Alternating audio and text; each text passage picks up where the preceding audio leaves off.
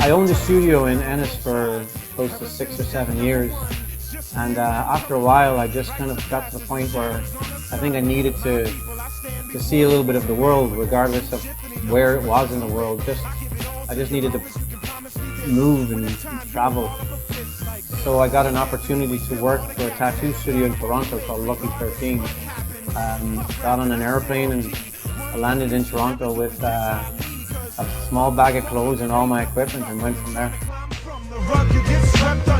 I can run through every one of your blunders. Mistake number one is that your crew don't love ya. From a very, very young age, I always had a need to draw, to actually reproduce rather than color in what other people had done. I would actually try and draw the coloring books rather than color them.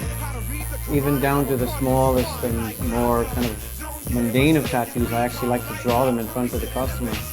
I still to this day draw every shamrock for each customer as they come in. Just down to the smallest tattoo, I really, really, really enjoy drawing a custom piece for people.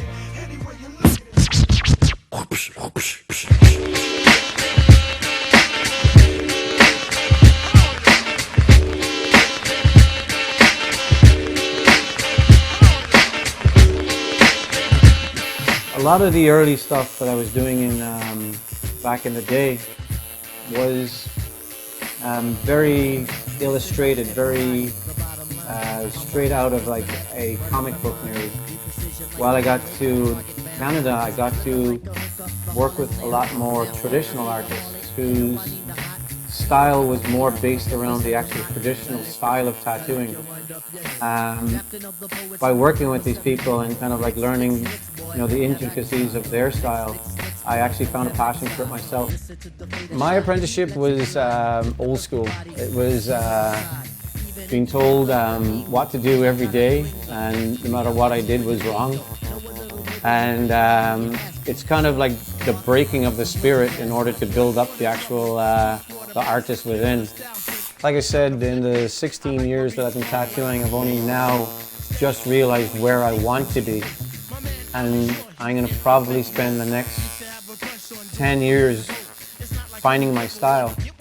So now that I know where I am in life and what I want to truly do, it's now a matter of making it my own, and that's where the next 10 years come in. I also want to train an apprentice which appreciates what I appreciate, so we can learn from each other, in the sense that sometimes an old head can learn from a young one. Mr. Energetic, who me sound pathetic? When's the last time you heard a funky diabetic?